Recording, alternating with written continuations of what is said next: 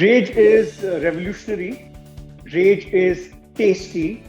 Rage is edgy, and Rage is healthy. My name is Bharat Sethi, and I'm the founder and CEO of Rage Coffee. I've been a serial entrepreneur. I started my first business when I was very young, and then I started a first formal company when I was 21 in 2011, which I exited in 2015. Then I started something else, which didn't take off, as much as I'd liked it to be. But Ray started with a lot of background in entrepreneurship, in understanding businesses, in understanding how the new Gen Z and the millennial consumer thinks about brands, and where are these, large gaps where we can come in and fill. Also, I've been super pumped about building, global brand from India, something for the world, something iconic, something that goes on for a long time. Like we Indians consume a lot of brands that are international, and we aspire to consume those brands. So I wanted to build something out of India. Coffee happened because of passion, because of a lot of empty gaps in the market. The taste preferences, the desire for better experience with coffee, but the packaged coffee business hadn't evolved or hadn't changed for years. So I think the first entry point that I saw was definitely a need for a brand that speaks to that audience with the product. The second was three large moats that I saw, by kind of looking at the market. One was distribution was changing very rapidly.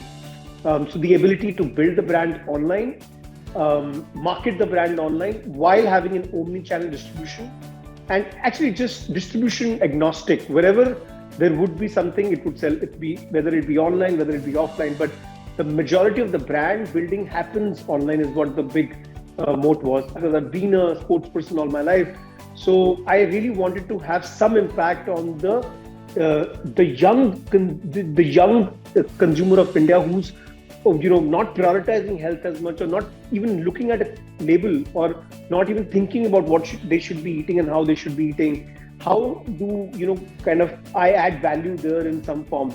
Here's what I think the big brands don't get about the coffee market in India is that the consumer is expecting not just a great sensory experience with the taste and the aroma, but also an overall cafe-like coffee experience at home, because they've gotten used to a cup of coffee outside the home, and they want similar experiences at home.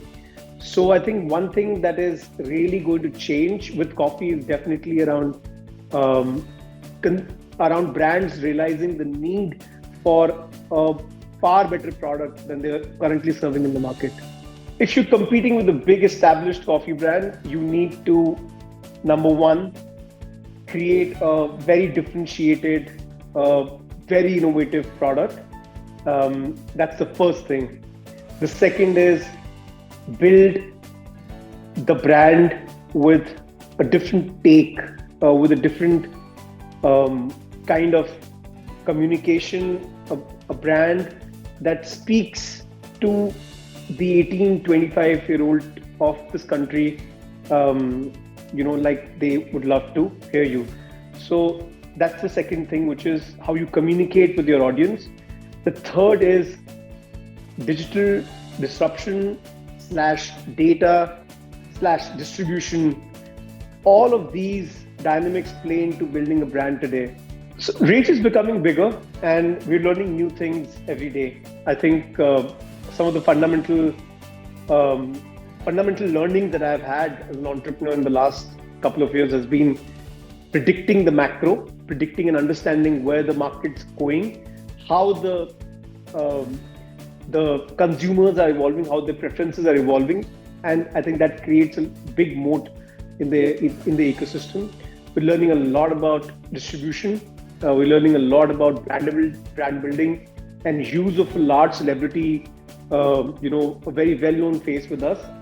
So how to kind of make sure that the product and all of the excitement that we have internally in the company with disruption, with innovation, that gets communicated to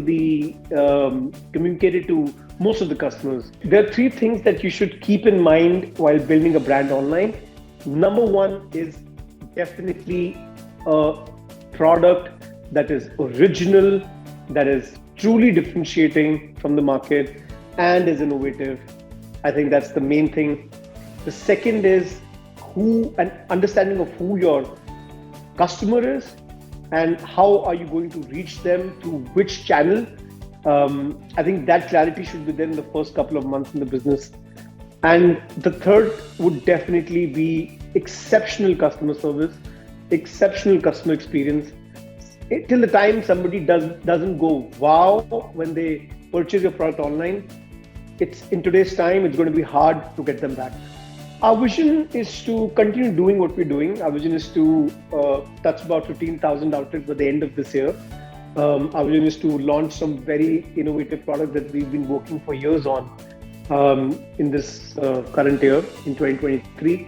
And our vision is to build a bigger team, a larger team, a more committed team, a happier team. So, the team is right, the products are there, the products will be added. And then I think most of the efforts are going to go in distribution.